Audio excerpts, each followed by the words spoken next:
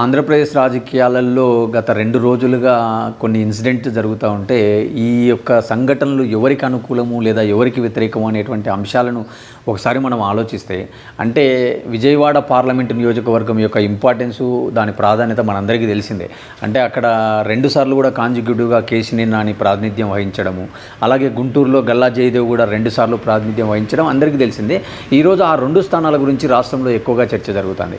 అంటే ఎందుకు ఈ మాట అనాల్సి వస్తుందంటే, కేవలం ఒక వారం రోజుల కిందటనే జగన్మోహన్ రెడ్డి గారి సమక్షంలో వైఎస్ఆర్సీపీలో చేరినటువంటి మాజీ క్రికెటర్ అంబటి రాయుడు గారు ఈరోజు ఉదయం చేసినటువంటి ట్వీట్ దానికి ప్రధాన కారణం. అంటే నేను వైసీపీ పార్టీని వీడుతున్నాను, క్రియాశీల రాజకీయాలకు కొంత గ్యాప్ ఇస్తున్నాను, నా యొక్క ప్రణాళికలను తర్వాత తెలియజేస్తానని చెప్పడం చూస్తే, అంటే వారం రోజులలోనే ఏం జరిగింది?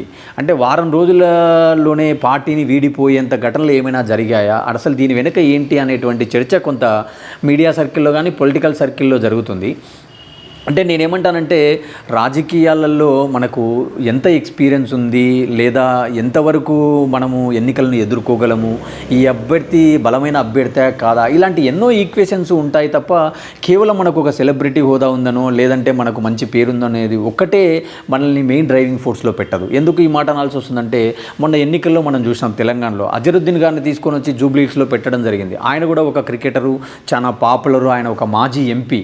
కేవలం ఒక మాజీ ఎంపీ అజరుద్దీన్ క్రికెటరు, హైదరాబాద్ వాసి అని చెప్పి జూబ్లీస్లో పెడితే ఆయన ఏమైనా గెలవడం జరిగిందా? లేదు. అంటే ఒక వ్యక్తి గెలవడానికి కింది స్థాయిలో ఆ వ్యక్తికి ఎంతవరకు పీపుల్ కనెక్షన్ ఉంది, ఎంతవరకు మెకానిజం ఉంది, అతను ప్రజలతో, స్థానిక ప్రజలతో సత్సంబంధాలు ఎలా ఉన్నాయి, సో ఇలాంటి ఎన్నో ఈక్వేషన్స్ చూస్తారు కాబట్టి, సో వీటన్నిటికీ ఒక ఎక్స్పీరియన్స్ కావాలా, కొంత సమయం పడుతుంది. కేవలం నువ్వు జాయిన్ అయినటువంటి వారం 10 రోజుల్లోనే నువ్వు ఆశించినటువంటి సీటు రాకపోవడము లేదా ఇవ్వడం అనేటువంటిది కొన్ని సందర్భాల్లో జరగచ్చు, జరగకపోవచ్చు. కాబట్టి అక్కడ ఎక్కడో ఒక ఈక్వేషన్ కొంత రాంగ్ అయినట్టుగా మనకు కనపడుతున్నాయి. ఎందుకు ఈ మాట అనాల్సి వస్తుందంటే, ఈరోజు నర్సరావుపేట ఎంపీగా ఉన్నటువంటి లావు కృష్ణదేవరాయలు గారిని పిలిచి, నువ్వు గుంటూరుకు వెళ్ళవలసిందిగా పార్టీ ఆదేశిస్తుంది, మేము గుంటూరు ఎంపీగా పోటీ చేయాలని చెప్పడం అక్కడ ఒక వార్త బయటకు వచ్చింది. అలాగే అంబటి రాయుడు గారు కూడా గత దాదాపు ఒక 5-6 నెలల నుంచి పార్టీలో జాయిన్ కాకపోయినప్పటికీ పార్టీ కార్యక్రమాల్లో పాల్గొనడము, గుంటూరు జిల్లాలోని వివిధ ప్రాంతాల్లో తిరుగుతూ సో గుంటూరు ఎంపీ స్థానాన్ని ఎక్స్పెక్ట్ చేశారనేది మనకున్నటువంటి కథనము.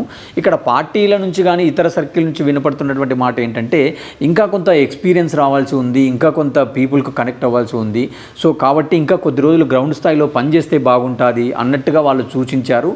సో ఇతను మాత్రం ఖచ్చితంగా సీట్ ఎక్స్పెక్ట్ చేసే పార్టీలో చేరాడు, అక్కడ ఎక్కడో కొంత ఈక్వేషన్స్ దెబ్బతిన్నాయి అనేది మనకి వినబడుతున్నటువంటి మాట.